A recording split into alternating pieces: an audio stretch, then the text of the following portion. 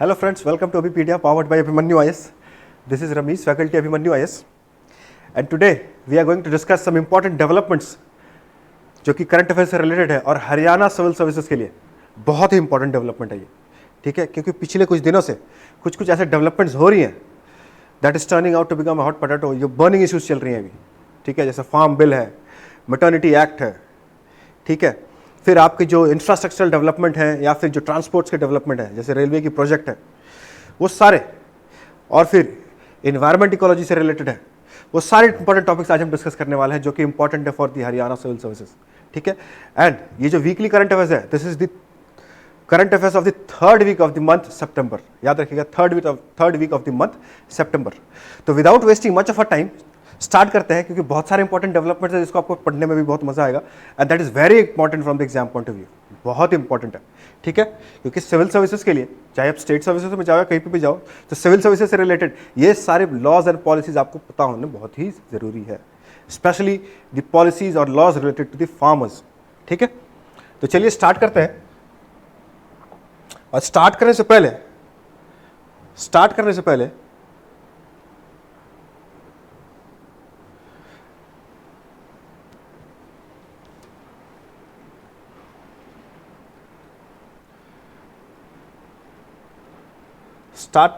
मैं आपको ये बता दूं आज जो टॉपिक्स हम डिस्कस करने वाले हैं from the economy section, one topic related to farmers, geography और एनवायरनमेंट से रिलेटेड हम एयर प्यूरिफायर्स के बारे में पढ़ेंगे, ठीक है, सॉलिड वेस्ट मैनेजमेंट एक्ट 2016 उससे रिलेटेड जो डेवलपमेंट्स है वो भी पढ़ेंगे, पॉलिटी एंड गवर्नेंस से रिलेटेड जो चीज़ है, गन की लाइसेंस को लेकर हरियाणा के अंदर या गुड़गांव के अंदर जो इशू चल रही है वो पढ़ेंगे, और सोशल इश्यू से रिलेटेड जो मैटरनिटी एक्ट या मैटरनिटी बिल जो 2017 में आई थी उससे रिलेटेड जो डेवलपमेंट्स है करंट से रिलेटेड हम वो पढ़ेंगे। किस तरह से आपने पढ़ना है, कौन से एरिया से ज़्यादा फोकस करना है, किस तरह के क्वेश्चंस एक्सपेक्टेड होंगे एग्जामिनेशंस में related to current affairs including mains also, prelims as well as the mains, दोनों पे किस तरह के क्वेश्चंस पूछे जाएंगे, तो इन सब के ऊपर आज हम डिस्कशन करने वाले हैं। तो चलिए पहला टॉपिक जो इकोनॉमी सेक्शन से हमारा है, Congress to seek special assembly session on farm ordinance.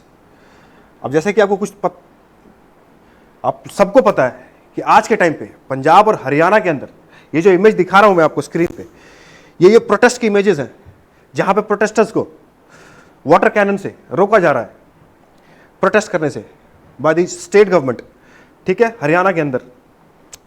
तो ये बहुत इंपॉर्टेंट डेवलपमेंट है, ये प्रोटेस्ट क्यों हो रही है, what is the reason behind that, आखिर ये बिल क्या है या फिर ये ऑर्डिनेंस जो लाया गया था वो क्या था, क्यों इसको प्रोटेस्ट किया जा रहा है, और हरियाणा के अंदर मेनली इतनी ज़्यादा प्रोटेस्ट क्यों हो रही है, क्योंकि ये जो बिल है, जो ऑर्डिनेंस था, उसे इंप्लीमेंट या उसे लॉन्च ही किया गया है हरियाणा स्टेट के अंदर से, मेरा फसल मेरा बोयरा जो स्कीम है उसके नाम से लॉन्च हुआ गया है। तो क्यों इसे अपोज किया जा रहा है, it is getting opposed by the political parties, also by the farmers and also by the agents related to APMC। तो हम सारे डेवलपमेंट आज हम पढ़ेंगे, ये बिल को क्यों अपोज किया जा रहा है। तो बिल को क्यों अपोज किया जा रहा है, सबसे पहले तो ये जो बिल लाई गई है, ये ऑर्डिनेंस जो लाई गई है, इसके बारे में मैं आपको बता दूं कि ये जो बिल लाई गई है, ये बिल लाई गई है ताकि प्राइवेट प्लेयर्स को फार्मिंग पे इंडल्ज किया जाए, और ताकि फार्मर्स की इनकम डबल हो 2022 तक। सरकार का ये बोलना है, गवर्नमेंट का ये बोलना है कि ये लॉज और पॉलिसीज हम जो लेके आ रहे हैं ये किसानों के हित में है, ये उसके फार्म इनकम को डबल करने के लिए है, और प्लस जो भी लूप होल्स हैं APMC के अंडर, जो भी प्रॉब्लम्स हैं जो फार्मर्स को फेस करनी पड़ रही है, वो सारे प्रॉब्लम्स खत्म हो जाए। गवर्नमेंट का ऐसा मानना है कि this is one of the most holistic scheme developed by any government for the farmers. Government का ये मानना है, गवर्नमेंट ये क्लेम करती है, पर देखते हैं क्या है एक्चुअली में। ये जो बिल लाया गया है, ये बिल से प्राइवेट प्लेयर्स को इन्वॉल्व किया जा रहा है ताकि फार्मर्स को छूट हो, ओपन हो, कि आप APMC मंडीज में जाके अपनी फसल को बेचना चाहे तो बेचें, नहीं बेचना वहां चाहते हैं तो आपके लिए एक पोर्टल डेवलप किया गया है ताकि आप प्राइवेट प्लेयर्स जो हैं उनको जाके अपनी फसल बेच सकते हैं। आप कितने एरियाज में कल्टीवेट कर रहे हो, क्या कल्टीवेट कर रहे हो, सब कुछ जो डिटेल से आपको पोर्टल पे डालना है। उसके बाद फिर प्राइवेट प्लेयर्स आपके साथ इंडल्ज होंगे, आपके साथ एंगेज होंगे, उसके बाद आप अपना फसल अगर जहां चाहे वहां बेच सकते हैं, जहां भी चाहे वहां बेच सकते हैं, और प्राइवेट प्लेयर्स को इंक्लूड किया गया है।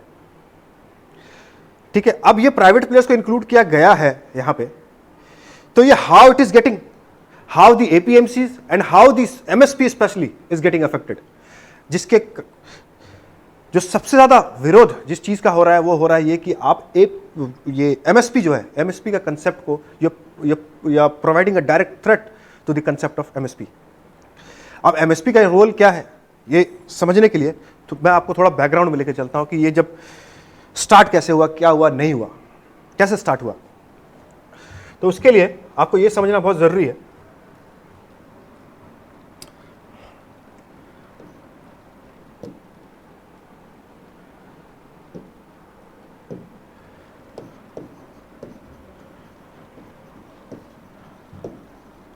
बैकग्राउंड क्या था। थोड़े बैकग्राउंड में मैं आपको लेके चलता हूं, मोस्टली इंडिपेंडेंस से पहले या इंडिपेंडेंस के बाद 15 साल तक क्या चल रहा था।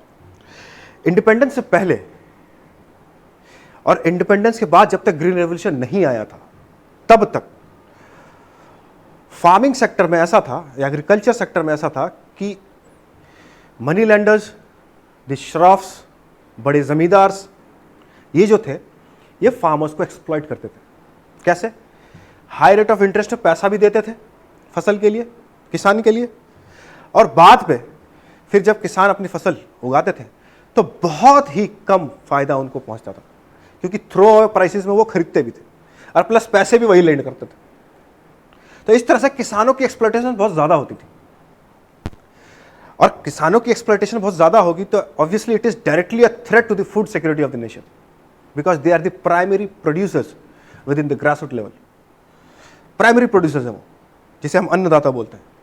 ठीक है, और आपको यह भी पता है कि मैक्सिमम एम्प्लॉयमेंट जो है हमारे देश में वो एग्रीकल्चर पे है। ठीक है, तो इन सब चीजों को, फार्मर्स के एक्सप्लॉयटेशन को खत्म करने के लिए, और एक टाइम पे हमारे नेशन पे फूड ग्रेन्स की शॉर्टेज भी हो गई थी, हमें यूएस से फूड ग्रेन्स लेना पड़ा था, और वो की बहुत ही बेकार क्वालिटी के फूड ग्रेन्स भी प्रोवाइड की गई थी। It was an insult to India. तो फिर ये डिसाइड किया गया कि ग्रीन रेवोल्यूशन स्टार्ट किया जाए 1965 के पास टाइम पे। ग्रीन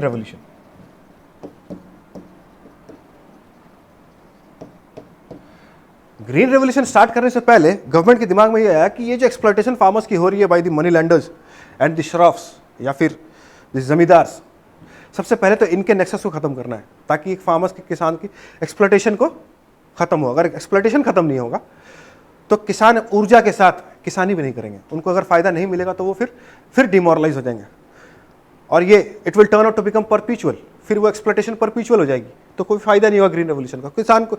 तो फिर क्या करना है, सरकार ने ये सोचा कि किसान के एक्सप्लॉयटेशन को बचाना है। तो बचाना है तो क्या करना है, तो ग्रीन रेवोल्यूशन पहले स्टार्ट किया जाएगा। जैसे आपको पता है, हरियाणा, पंजाब और वेस्टर्न उत्तर प्रदेश के अंदर ग्रीन रेवोल्यूशन स्टार्ट किया गया। तो ग्रीन रेवोल्यूशन स्टार्ट किया गया तो फार्मर्स के एक्सप्लॉयटेशन को रोकने के लिए क्या किया जाए।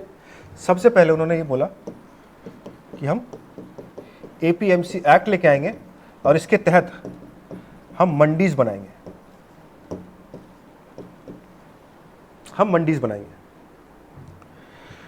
तो फिर एपीएमसी मंडीज बनाएंगे। जो मंडीज आपको दिखता है पंजाब हरियाणा के अंदर, वो सारे एपीएमसी मंडीज भी बोल सकते हैं मुझे, क्योंकि एपीएमसी एक्ट के तहत उसके बाद ही बनने स्टार्ट हुई है वो मंडी इसलिए बनाई गई क्योंकि किसान अपनी फसल को उस मंडी पे आए और वहां पे एक अच्छे दाम पे, अच्छे प्राइस पे अपने फसल को बेच पाए। तो उसके बाद फिर कंसेप्ट क्या आया, एमएसपी का, मिनिमम सपोर्ट प्राइस। गवर्नमेंट ने यह बोला कि किसान मंडी पे आए, मंडी पे आने के बाद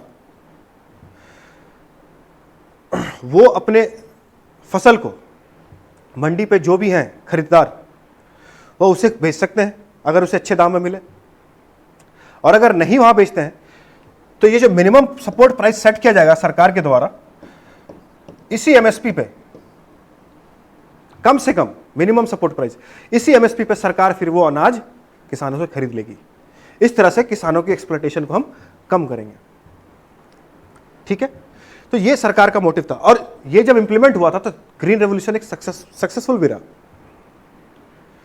ठीक है, हमें अनाज बोरो करने की जरूरत पड़ी थी, लेकिन कुछ साल बाद आज हम देखिए कहाँ पे, ग्रीन रेवोल्यूशन के बाद आज हम यहाँ खड़े हैं कि आज हम अफगानिस्तान जैसे नेशंस को फूड ग्रेन्स प्रोवाइड करते हैं एज अ गुडविल जेस्चर। ठीक है, तो यहां तक हम पहुंच गए। तो इसमें से ये एपीएमसी का और ये एमएसपी का बहुत बड़ा योगदान रहा है, बहुत बड़ा कंट्रीब्यूशन रहा है। अब ये जो एपीएमसी एक्ट लाया गया, इसके यहां पे भी बहुत सारे लूप होल्स हैं, कमियां हैं, शॉर्टकमिंग्स हैं। वो शॉर्टकमिंग्स ये थे कि एपीएमसी में जो अनाज खरीदेगा, जो भी वहां पे खरीदार होगा, सबसे पहले तो उसे लाइसेंस बनाना पड़ेगा। जब तक जो लाइसेंस नहीं बनाएगा वो अनाज नहीं खरीद सकता मंडी के अंदर। ठीक है, लाइसेंस। तो जब लाइसेंस बनाने स्टार्ट किया तो यहां पे करप्शन स्टार्ट हुआ, तो लाइसेंस कोटा राज फिर से स्टार्ट हो गया, करप्शन स्टार्ट हो गई। ठीक है, जिसे हम रेड टपिज्म भी बोलते हैं, रेड टपिज्म भी स्टार्ट हुआ। ठीक है, तो यहां पे करप्शन स्टार्ट हो गया, तो ये एक प्रॉब्लम था। उसके बाद क्या हुआ कि कार्टलाइजेशन होने लगी। कार्टलाइजेशन इन अ सेंस, जो भी खरीदार मंडी के अंदर है उन्होंने अपना एक नेक्सस बना लिया कि हाँ, हमें प्राइस इतना ही रखना है।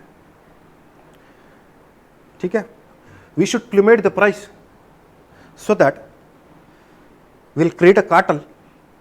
तो फिर किसान कहाँ जाएंगे, उन्हें फिर हम जब इतना ही दाम ऑफर करेंगे तो फिर इससे ज़्यादा फिर कोई देगा नहीं, तो किसान को इतने में ही बेचना पड़ेगा। तो वहीं पे फिर एमएसपी उनको फायदा पहुंचाती थी। तो एपीएमसी में और भी बहुत सारे इश्यूज थे, जैसे कि ग्रीन रेवोल्यूशन जब आया था, तो ग्रीन रेवोल्यूशन के टाइम पे एपीएमसी मंडियां जो है वो नॉर्थ वेस्ट इंडिया के अंदर, पंजाब, हरियाणा, वेस्टर्न उत्तर प्रदेश, फिर वेस्टर्न इंडिया के अंदर, साउथ इंडिया के अंदर कुछ कुछ बनने लगी। लेकिन अब ऑल ओवर पैन इंडिया पे वो चीज़ें नहीं बन रही थी, तो वहाँ पे इनइक्वालिटी क्रिएट हो गया था। अब ईस्ट इंडिया के अंदर आप जाओ, ईस्टर्न इंडिया के अंदर या नॉर्थ ईस्ट इंडिया के अंदर, तो आपको ये एपीएमसी क्या होता है, मंडियाँ क्या होती है, एमएसपी क्या होता है, किसानों को पता ही नहीं होता। ठीक है, तो अब ये जो बिल लाया गया है, ये बिल बोलता है कि जरूरी नहीं है किसान को कि आप मंडी पे जाके बेचें, आप प्राइवेट प्लेयर्स को बेच सकते हैं। ठीक है, और सरकार को ये डर है, अब प्रोटेस्ट इसके लिए किया जा रहा है कि once the farmers will start to reach the private players, starting में तो वो फिर कैरेट एंड स्टिक वाली पॉलिसी फिर यूज करेंगे। वो carrot and stick policy, starting में वो थोड़ा फायदा दिखाएंगे, और बाद में जब किसान प्राइवेट प्लेयर्स की तरफ आकर्षित होने लगेंगे, once they will get attracted towards the private players, again the farmers will be getting exploited. फिर से वो प्राइवेट प्लेयर बाद में एक्सप्लॉइट करने लगेंगे। ठीक है, क्योंकि एमएसपी वहां पर तो कुछ है ही नहीं। फिर से वो प्राइवेट प्लेयर्स नेक्सस डेवलप करेंगे और किसान की एक्सप्लॉइटेशन हो जाएगी। जो पहले हो रही थी ग्रीन रेवोल्यूशन से पहले, वो फिर से स्टार्ट हो जाएगी। और जो पर्पस से हमने ये एपीएमसी मंडीज और ये जो एमएसपी का कंसेप्ट लेके आया था, ये दोनों डिफीट हो जाएंगी।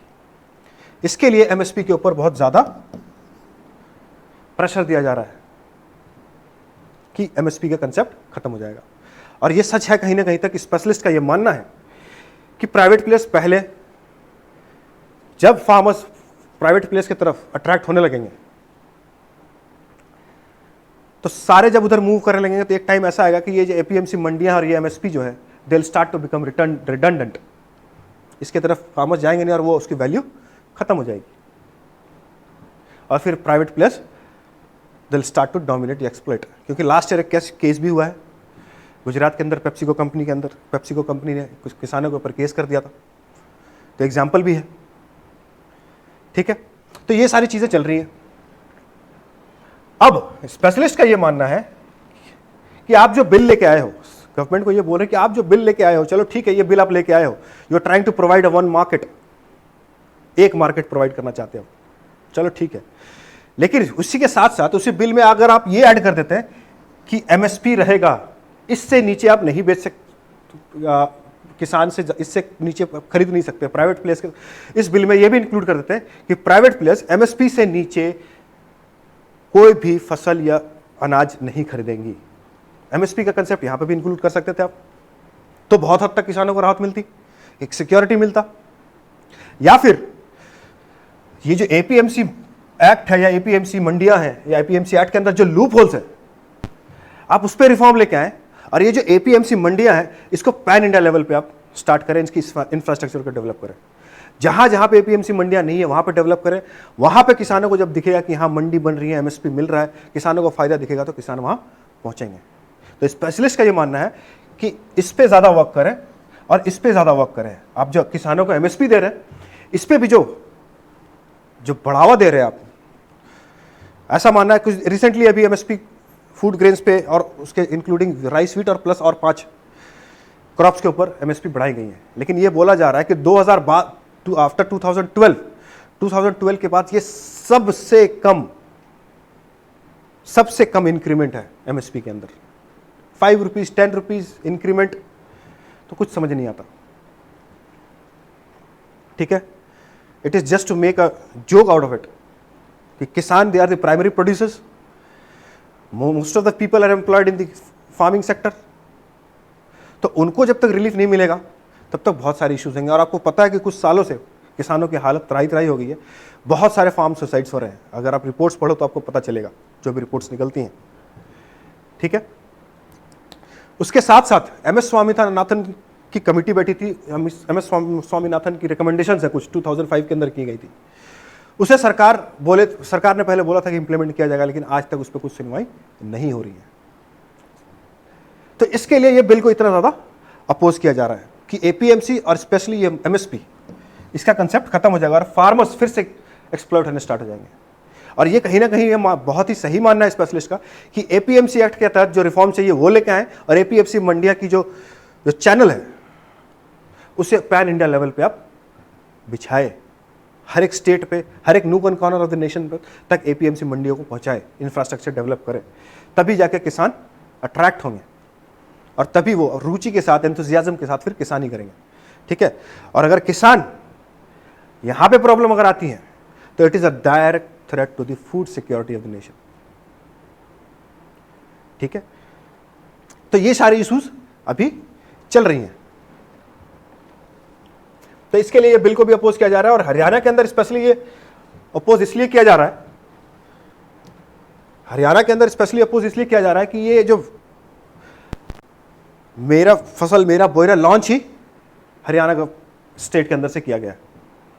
That is why it is getting opposed by the people, farmers, political parties of Haryana tooth and nail, इतनी जोरों से अपोज किया जा रहा है।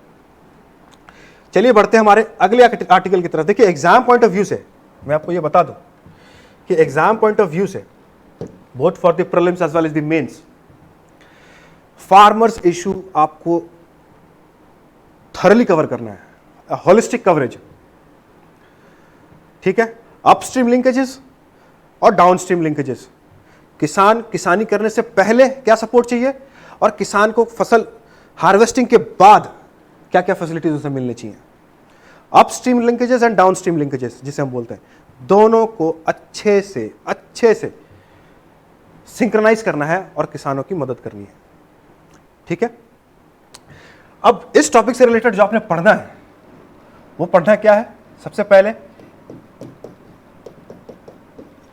एपीएमसी एक्ट, इसके बारे में पढ़ें, इसके क्या प्रोज हैं, कॉन्स हैं, क्या रिफॉर्म्स होनी चाहिए, क्या रिकमेंडेशंस हैं कमिटीज के द्वारा, आप क्या चाहते हैं, योर पर्सनल व्यू, ठीक है। ये फिर उसके बाद MSP, what is this MSP?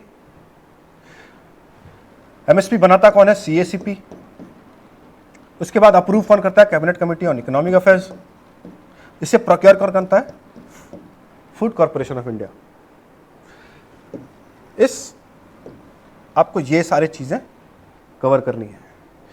Prelims में डायरेक्टली स्टेटमेंट बेस्ड क्वेश्चन आता है या डायरेक्ट बेस्ड पूछा जा सकता है, और मेंस में जब क्वेश्चन पूछा जाएगा तो आपको एक holistic, unless and until your concepts are clear, you will not be able to deliver in the mains examinations.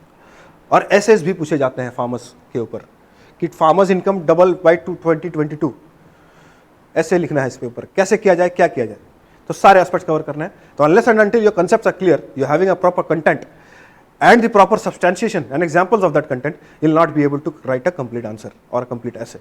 Remember this, ये टॉपिक से आपको ये सारी चीजें कवर करनी है। Let's move towards the next article. Economy section से एक था, वो कंप्लीट हो गया। अब अगले आर्टिकल की तरफ पढ़ते हैं।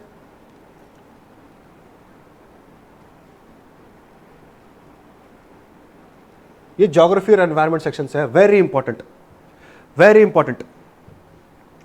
रिसेंटली लास्ट वीक ही ये डिसीजन लिया गया था, air purifiers at 10 Gurugram intersections by October end. Gurgaon के अंदर 10 नए एयर प्यूरिफायर्स लगेंगे। अब एयर प्यूरिफायर्स जो हैं, आपको पता है कि अब जैसे कि सर्दियों की मौसम आ रही है तो स्मॉग का बहुत ज़्यादा प्रॉब्लम हो जाता है। और स्मॉग क्रिएट सबसे ज़्यादा किससे होता है? गुड़गांव के अंदर ये रिपोर्ट बता रही है कि सबसे ज़्यादा जो पोल्यूशन क्रिएट होता है गुड़गांव के अंदर, वो vehicular emissions and by the construction sector. ये 2 सेक्टर से सबसे ज़्यादा एमिशंस होते हैं। और बाद में कुछ फिर ये स्टबल बर्निंग, ये सारे और भी इश्यूज होते हैं।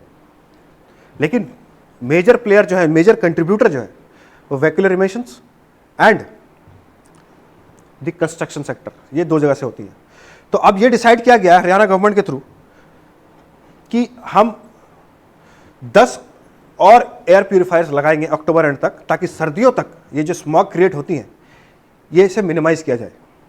ऑलरेडी 2 लगे हुए थे और 10 अक्टूबर एंड तक लग जाएंगे। ठीक है। अब जो यहां पे एग्जाम पॉइंट ऑफ व्यू से, प्रीलिम्स पॉइंट ऑफ व्यू से जो इंपॉर्टेंट है वो क्या है कि ये जो प्यूरिफायर्स लगेंगे इसकी रेंज क्या होगी। ठीक है। इसे कौन बनाएगा? जैसे कि ये बोला गया इसकी रेंज 500 मीटर्स तक की है, एक प्यूरिफायर्स की 500 मीटर। देख सकते हैं आप यहां पे।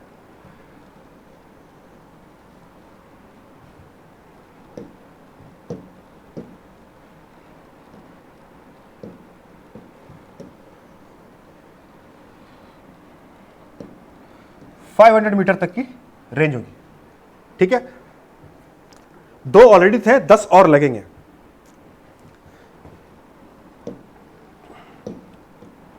तो ये एनवायरमेंट सेक्शन से आपके लिए बहुत इंपॉर्टेंट हो जाता है। अब ये इसे डेवलप कौन करेगा? This is very important to know. Haryana state industrial and infrastructure development corporation. अब ये है क्या? बेसिकली अगर देखा जाए तो हरियाणा गवर्नमेंट ने एक ऑटोनोमस बॉडी सेटअप किया है। ठीक है। इंफ्रास्ट्रक्चर डेवलपमेंट के लिए एक कॉर्पोरेशन बनाया है, इंडस्ट्रियल एंड इंफ्रास्ट्रक्चर डेवलपमेंट, उसके लिए एक ऑटोनोमस बॉडी बनाया है। ठीक है। जो कि 100% state owned agency of the government of Haryana. ठीक है।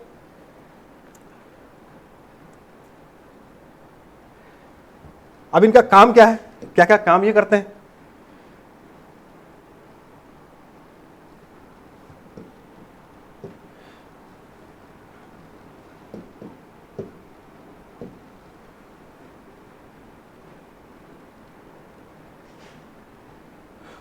For ease of doing business, Haryana is the first state in India to introduce a labour policy in 2005 and land pooling policy in 2017, for which HSIIDC act as the nodal agency.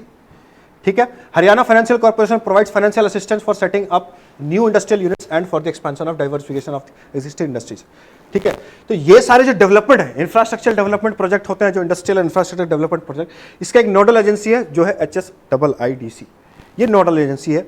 ठीक है। इसको state government इसमें पैसा डालती है और ये finance फिर करते हैं और भी सारे प्रोजेक्ट्स को, इंफ्रास्ट्रक्चर को डेवलपमेंट में।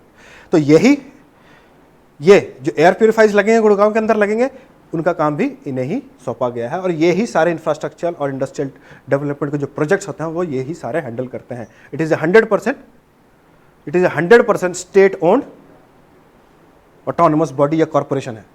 इनकी अपने कुछ पावर्स हैं, कुछ एक्ट बनाए गए हैं जिसके तहत ये काम करते हैं। ठीक है। Let's move towards the next article. Geography and environment section में pollution board chief pulls up officials for violating norms. अब ये कौन से नॉर्म्स हैं जो वायलेट कर रहे हैं? अब ये कौन से ऑफिशियल्स थे? ऑफिशियल्स कौन थे? एनवायरमेंट पोल्यूशन कंट्रोल अथॉरिटी, उनके जो चेयरमैन है उन्होंने फटकार लगाई है म्युनिसिपल कॉर्पोरेशन को भी पानीपत सोनीपत के अंदर, और national highway authority of India उनको भी, कि NH44 के अंदर कुछ कंस्ट्रक्शन का काम चल रहा था हाईवे का, और उसके बाद जो भी वहां पे वेस्ट जनरेट हुए, कंस्ट्रक्शन वेस्ट, वो सारे इधर उधर ही डंप कर दिए गए हैं, जो कि सॉलिड वेस्ट मैनेजमेंट एक्ट 2016 उसके तहत इलीगल है। आपके ऊपर एक्शन लिया जा सकता है या लिया जाएगा। ठीक है, और आपको ये पता है किसी भी सिविल सर्विसेज एग्जामिनेशन में, या whether it be state examination और सेंट्रल गवर्नमेंट की यूपीआई ऑल इंडिया सर्विसेज है, environment is nowadays a very important topic for every competitive examinations। Environment को लेके बहुत ज़्यादा आजकल वर्ल्ड पोडियम में भी बहुत ज़्यादा लोग जागरूक हो चुके हैं। अब यहाँ पे बख्शाइश नहीं हो रही है और एक्शन लिया जा रहा है। तो ये क्यों हुआ? पानीपत रिसेंटली ये फटकार इसलिए लगाया गया क्योंकि म्युनिसिपल कॉरपोरेशन के लोग और national highway authority of India के जो लोग हैं, उन लोगों ने ही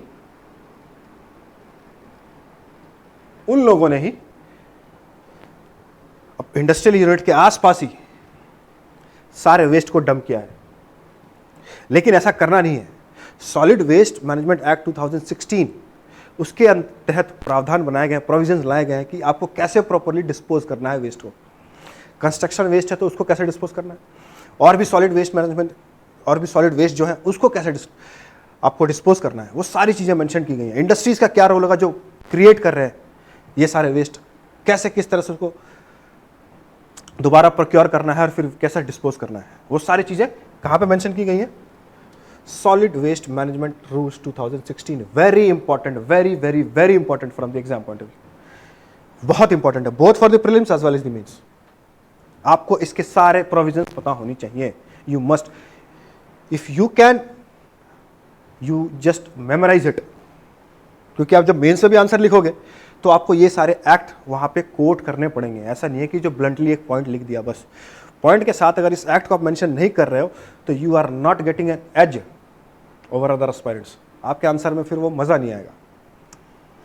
ठीक है, 10 मार्क्स 15 मार्क्स के क्वेश्चन आप लिखोगे तो आपको 3 4 इतने ही मिलेंगे, चाहे कितने भी अच्छे लिख लो, unless and until you are quoting the examples or the laws related to that particular subject.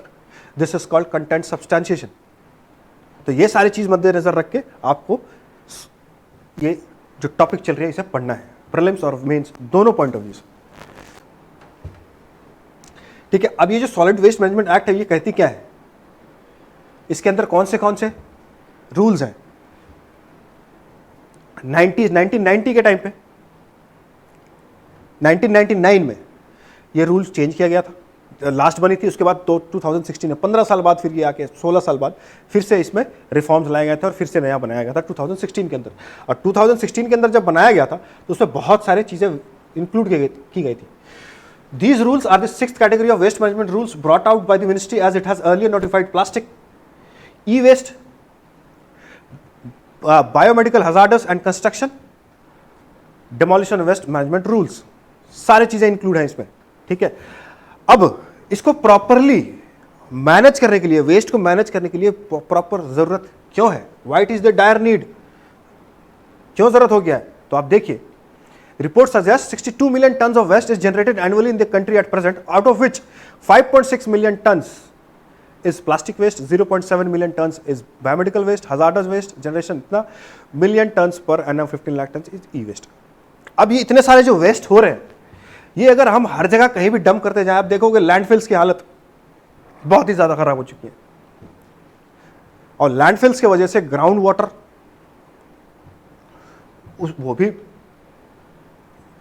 उससे भी हम पोल्यूट कर रहे हैं, उससे भी हम टॉक्सिक बना रहे हैं, हम एनवायरनमेंट को, अपने एटमॉस्फेयर को भी खराब कर रहे हैं, बहुत सारे गैसेस वहां से निकलते हैं। तो ये सारी चीज़ों को, इतने सारे वेस्ट हो रहे हैं, इसे प्रॉपरली कैसे डंप किया जाए ताकि हम अपने एनवायरनमेंट को क्लीन रख पाएं और इसे सस्टेनेबल बना पाएं। कुछ दिन पहले सुप्रीम कोर्ट के ऊपर भी केस, सुप्रीम कोर्ट के पास भी केस चल रहा था। तो solid waste management, construction waste को किस तरह से यूज करना है, किस तरह से डिस्पोज करना है, सारे गाइडलाइंस सुप्रीम कोर्ट ने बोला था it should be implemented. This law, Solid Waste Management Rule 2016, should be implemented with letter and spirit. ये बहुत ही इंपॉर्टेंट सेक्शन हो गया। तो एग्जाम पॉइंट ऑफ व्यू से ये आपको बहुत ही इंपॉर्टेंट है आपके लिए, both for the prelims as well as the mains. देखिए आप यहाँ पे देख सकते हैं लैंडफिल्स की क्या हालत होती है, किस तरह से हम इतना ज़्यादा वेस्ट जनरेट करते हैं और उसको फिर प्रॉपरली डिस्पोज नहीं करते हैं, तो वो किस तरह से फिर हमारे एनवायरनमेंट में फैलता है और किस तरह से हमारे हेल्थ को, हमारे एटमॉस्फेयर को, हमारे एनवायरनमेंट को डायरेक्ट थ्रेट पहुंचाता है और सस्टेनेबल डेवलपमेंट कॉम्प्रोमाइज हो जाती है। ठीक है, तो अगर यहाँ पे हाई कोर्ट ने यहाँ पे या EPCA environment pollution control authority जो है वो फटकार किसे लगाया, म्यूनिसिपल कॉर्पोरेशन को लगाया और NHI national highway authority of India उनको भी लगाया गया, क्योंकि ये गवर्नमेंट एजेंसीज हैं और ये ही सरकार के कानून को नहीं मान रहे हैं, तो फिर हम आम जनता से क्या एक्सपेक्ट कर सकते हैं? तो दिस इज द प्रॉब्लम।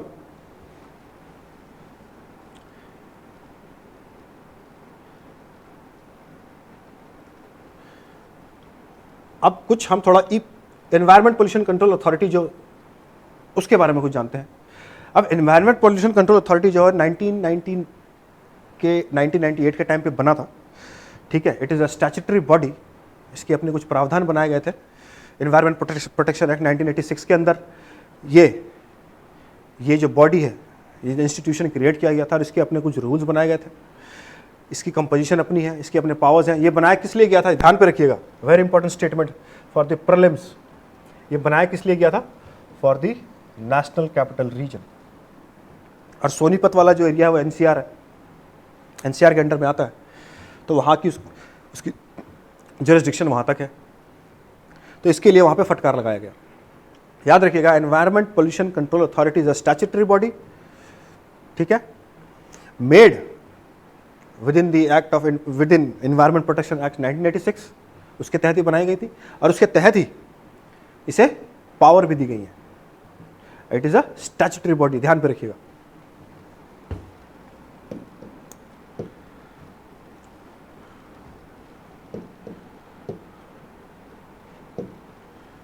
इसकी कंपोजिशन क्या है, इसके फंक्शंस क्या हैं, ये सारे आपको पढ़ना है।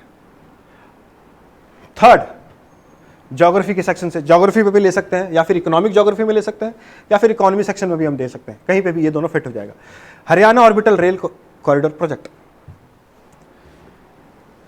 अब ये जो प्रोजेक्ट है,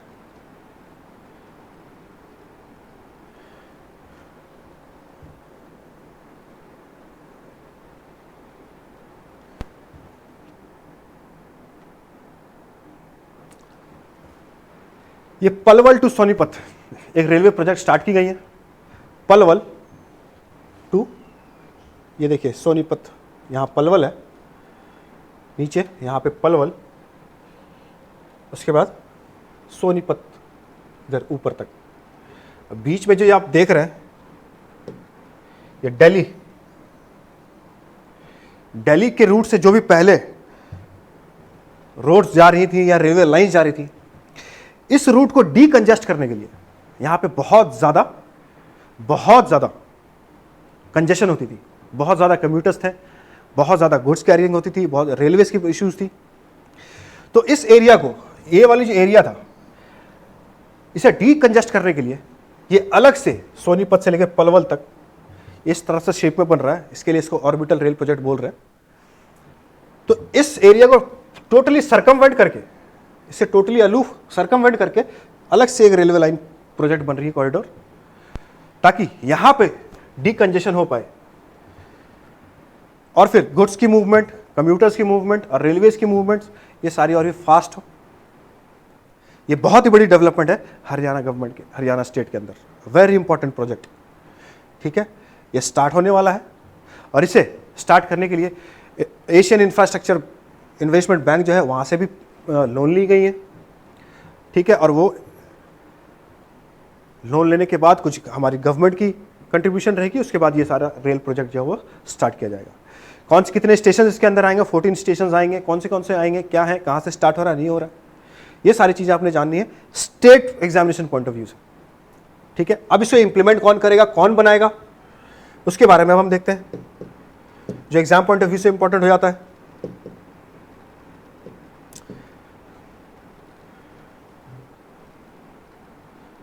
Benefits of the corridor: improve regional connectivity, decongest NCR, develop the entire area into a multi-modal logistic hub. अब जो नई रेलवे लाइन बन रही है तो नई लाइन भी बैठेंगी, इंफ्रास्ट्रक्चर इन्वेस्टमेंट होगा, इंफ्रास्ट्रक्चर क्रिएट होगा, जॉब्स क्रिएट होंगी, ठीक है, मैन्युफैक्चरिंग बड़ी, डिमांड क्रिएट होगा, तो डिमांड क्रिएट होगा तो डिमांड के लिए सप्लाई भी चाहिए, तो सप्लाई के लिए मैन्युफैक्चरिंग होगी, तो इकोनॉमी के एक बूस्ट भी मिलेगा और वो एरियाज भी डेवलप करेंगे। ठीक है, इन अ नटशेल अगर हम बात करें, the economy will start to flourish, थोड़ी फ्लरिशिंग होगी, बूमिंग होगी, नौकरियां क्रिएट होंगी, मैन्युफैक्चरिंग बढ़ेगा, जीडीपी को फायदा होगा। तो ये सारी चीजें हैं, रिलेटेड है। अब इस प्रोजेक्ट का इंप्लीमेंटेशन कौन करेंगी?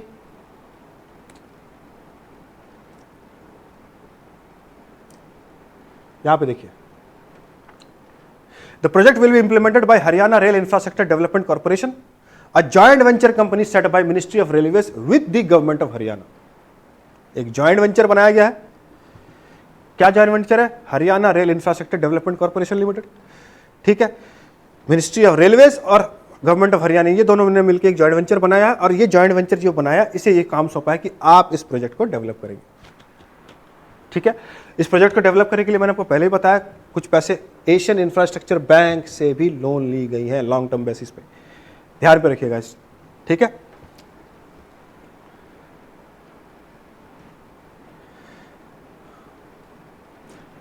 Next move towards the next article, polity and governance section से। This is also very important, क्योंकि गुड़गांव के अंदर ये बहुत ज्यादा इश्यू हो गया है कि कुछ भी बात नहीं हो रही है, गोलियां चल जा रही हैं। गोलियां इतनी सस्ती हो गई यार, इतनी आसानी से मिल रही हैं, बंदूकें इतनी आसानी से मिल रही हैं लोगों को कि कुछ भी हो रहा है। कहीं लॉन्च में भी बैठे हैं और कुछ बात हो गई तो वहां पे भी गोलियां चल जाती हैं। तो बहुत ज्यादा पिछले कुछ टाइम से बहुत ज्यादा ये केसेस बढ़ रहे थे गुड़गांव के अंदर, कि इतने आसानी से लोगों के पास ये वेपन्स कैसे अवेलेबल हो रहे हैं। इसीलिए गवर्नमेंट एक पॉलिसी लेके आई कि अब वेपन्स के लाइसेंस देने से पहले या वेपन्स के लाइसेंस रिन्यू करने से पहले आपकी जो बुलेट्स की यूसेज है, कितनी है, नहीं है, क्या है, नहीं है, हम उसको अच्छे से एनालाइज करेंगे, उसके बाद फिर लाइसेंस को दिया जाएगा या रिन्यू किया जाएगा। ऐसे प्रेजेंटली जो कानून है, उस कानून के तहत आप साल में सिर्फ 200 गोलियां यूज कर सकते हैं। लेकिन हरियाणा में ऐसे ऐसे इंसिडेंट्स हुए हैं कि एक टाइम पे 50 गोलियां चल रही हैं। तो जब एक बार में वो 50 गोलियां चला रहे हैं तो पूरे साल में जरूर 200 ही चलाएंगे, ये तो जरूरी नहीं है। 50 तो एक बार में चला रहे हैं और 200 गोलियों की लिमिट है, तो बाकी गोलियां इनसे मिल कहां से रही हैं? तो ये पता चला है रिपोर्ट से कि एक नेक्सस हो गया है, आर्म्स डीलर्स और लोगों के बीच में नेक्सस हो गया है। There is a nexus being developed between these two, and that is why they are getting the weapons and the bullets very easily, और आराम से जहां मर्जी हो रहा है वहां पे बंदूकें चला रहे हैं, गोलियां चला रहे हैं। तो इसके वजह से लाइसेंस को जब आप रिन्यू किया जाएगा तो बहुत सारी चीजें एनालाइज करके दी जाएंगी। अर्लियर जो प्रोविजंस थे उसे हटा के नए प्रोविजंस आएंगे और उसके बाद फिर ये लाइसेंस रिन्यू होगी।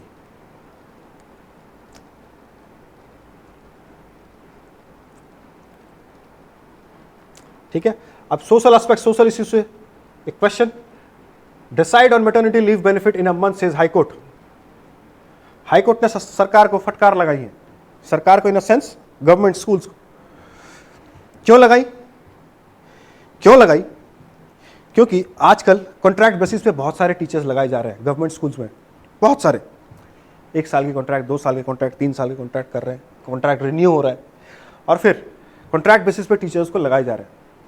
तो कॉन्ट्रैक्ट बेसिस पे जो टीचर्स को लगाए गए हैं हरियाणा के अंदर, उनको मैटरनिटी बेनिफिट, मैटरनिटी एक्ट 2017 के अंदर जो बेनिफिट्स मिलनी चाहिए, या फिर फाइनेंशियल बेनिफिट्स है या फिर जो छुट्टियों की बेनिफिट्स है, जैसे कि आपको पता है 12 वीक से 26 वीक कर दिया गया है, लेकिन 26 वीक्स भी होता है और साथ में फिर 6 महीने की आपको पैसे भी देने पड़ते हैं, सैलरी भी देनी पड़ती है।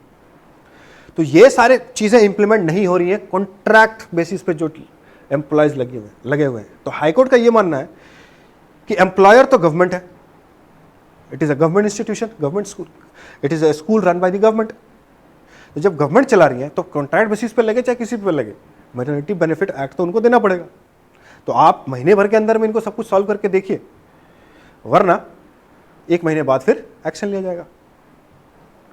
तो एग्जाम पॉइंट ऑफ व्यू से आपको जो मैटरनिटी बेनिफिट एक्ट 2017 है वो बहुत इंपॉर्टेंट हो जाता है मेंस और प्रीलिम्स के लिए, दोनों के लिए।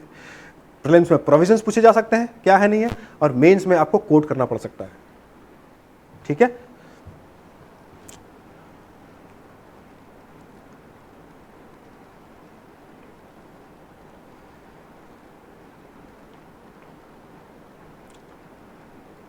अब कुछ रिपोर्ट्स की जो फाइंडिंग थी वो ये भी बता रही थी कि ये जो मैटरनिटी बेनिफिट एक्ट है 2017, ये प्राइवेट प्लेयर्स जो इन्वॉल्व हैं, प्राइवेट एंटिटीज, वो सही स्पिरिट के साथ इंप्लीमेंट नहीं कर रहे हैं। लेकिन गवर्नमेंट और पब्लिक सेक्टर में अच्छी तरह से हो रही है, उसकी रिपोर्ट अच्छी है, फेयर है। लेकिन प्राइवेट सेक्टर में जो इन्वॉल्व है उनकी नहीं है, और स्पेशली जो कॉन्ट्रैक्ट बेसिस पे जो चीज लगे हुए हैं उनको तो मैटरनिटी बेनिफिट का कुछ भी नहीं मिल रहा। हालांकि ये कानून ये भी कहता है कि कॉन्ट्रैक्ट बेसिस पे लगे 10 या 10 से ज्यादा एम्प्लॉय जहां रिक्रूट हैं वहां पे ये एक्ट अप्लाई होगा। ये मैं आपको पहले ही दिखा देता हूं।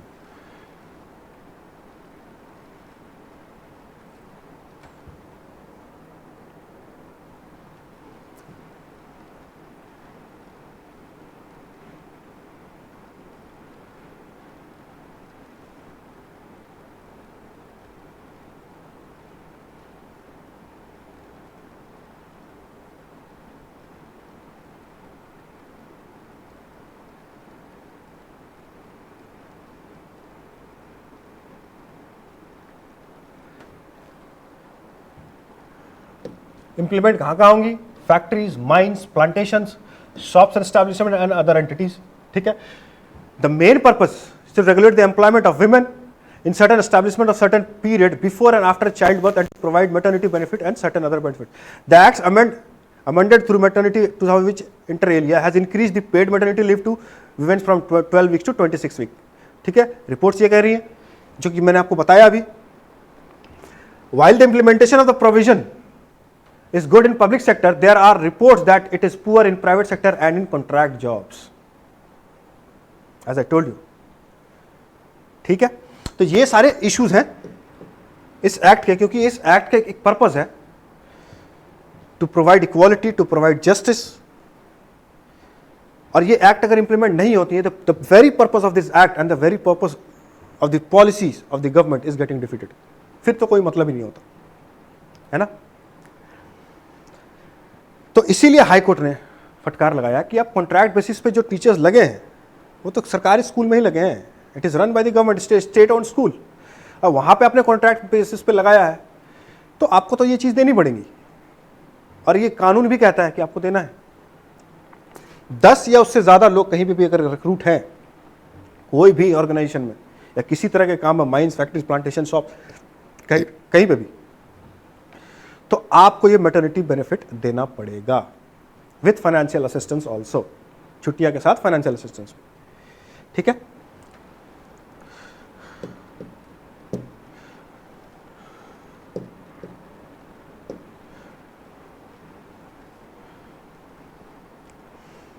तो this is all we got from the today's session। आज के सेशन के लिए इतना ही। ये सारे टॉपिक जो थे थर्ड वीक में, पिछले वीक्स में जो भी हुआ कवर हमने कर लिया है, जो इंपॉर्टेंट टॉपिक्स है एग्जाम पॉइंट ऑफ व्यू से। हम अगले वीक फिर मिलेंगे ऑन द कमिंग वीक और the final week of this month September, कुछ नए टॉपिक्स के साथ। जो नए डेवलपमेंट्स होते हैं देखते हैं क्या क्या चीज़ें आती हैं सामने, और वो सारी चीज़ें आपके साथ हम लेके आएंगे और जुड़ेंगे। So till then have a nice day. Thank you.